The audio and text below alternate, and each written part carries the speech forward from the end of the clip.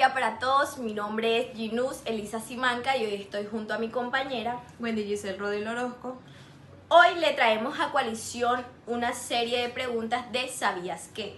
¿Sabías que las tipologías de las sentencias constitucionales son las siguientes?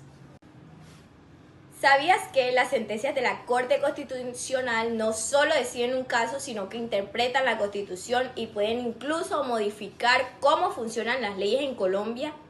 ¿Y sabías que existen más de 21 tipos de sentencias constitucionales, organizadas en distintas modulaciones que influyen en el contenido, los efectos y hasta el tiempo en que se aplican?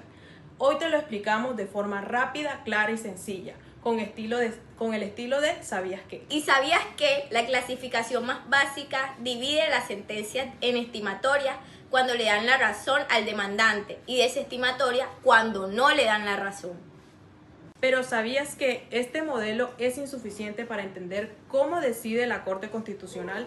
Por eso se desarrolló modulaciones más complejas que permiten proteger a la Constitución sin generar caos jurídico. ¿Sabías que hay sentencias que no tumban una norma, sino solo la interpretación que es contraria a la Constitución? Se llaman interpretativas o condicionales y permiten que la norma siga existiendo, pero bajo una interpretación que sí es constitucional. Son muy comunes en Colombia. ¿Sabías que otras sentencias le agregan a la ley lo que le faltaba para ser constitucional? La Corte integra lo que el legislador omitió. Por ejemplo, cuando una norma produce desigualdad porque excluye a un grupo sin justificarla. Esta se conoce como integradoras o aditivas. ¿Sabías que hay sentencias que eliminan la norma, pero la Corte la reemplaza por una regla nueva? Estas se conocen como las sustitutivas. Lo hace para evitar vacíos jurídicos graves. Estas sentencias combinan inexequibilidad con creación de una regla constitucional. ¿Sabías que a veces la Corte no anula la norma, sino que exhorta al Congreso a legislar sobre un tema? Es más como un llamado de atención.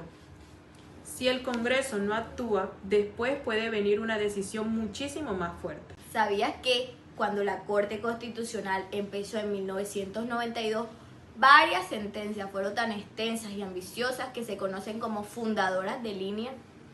Estas sentencias crearon los primeros criterios interpretativos sobre derechos fundamentales y marcaron un cambio para las jurisprudencias posteriores.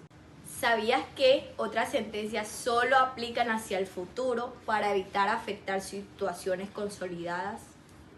El argumento aquí es la seguridad jurídica. No se puede tratar como inválido lo que la gente hizo confiando en una ley vigente. Estas sentencias se conocen como efecto ex nunc.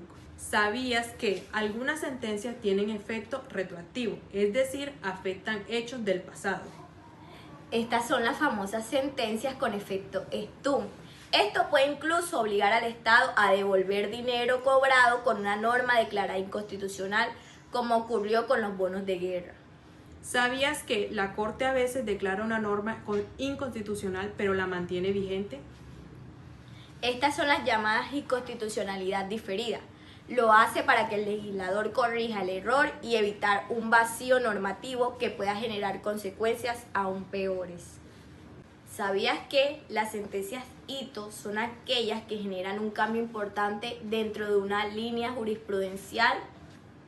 Estas decisiones establecen subreglas nuevas, modifican procedimientos y unifican criterios, y suelen ser muy distintas dentro de la Corte. ¿Sabías que la mayoría de las sentencias de la Corte solo aplican un precedente y no innovan? Estas son las llamadas confirmadoras de principio. ¿Sabías que hay sentencias de control concreto que vinculan solo las partes de un caso específico? También existen las sentencias por omisión, cuando el legislador no cumple un mandato constitucional, y las sentencias declarativas, que solo indican que una norma es incompatible con la Constitución. ¿Sabías que las sentencias de unificación buscan armonizar criterios cuando hay discrepancia entre las salas de revisión? Estas decisiones las toma la sala plena y suelen tratar temas trascendentales jurídicamente. ¿Y sabías que algunas sentencias producen efecto inter partes y otras erga omnes, es decir, para todo el mundo? ¿Sabías que cuando está en juego el mínimo vital, la Corte permite utilizar la tutela casi como un mecanismo urgente de cumplimiento? Esto sucede cuando la falta de acción del Estado pone en riesgo la subsistencia de una persona. ¿Sabías que toda sentencia constitucional debe respetar 4 principios esenciales? El primero es el principio de congruencia, que exige que la Corte responda exactamente lo que se pide. El principio de motivación, que obliga a explicar por qué una norma es inconstitucional o no. El principio de colegialidad, porque las decisiones se toman entre varios jueces que pueden presentar votos aclaratorios o disidentes. Y finalmente, el cuarto principio, que es el principio de eficacia, que busca restablecer el orden constitucional afectado. ¿Sabías que las subreglas constitucionales son las reglas específicas que la Corte formula al resolver un caso? Y que la ratio decidendi es la razón principal de la decisión, mientras que la obiter dicta son comentarios que no hacen parte del núcleo del fallo.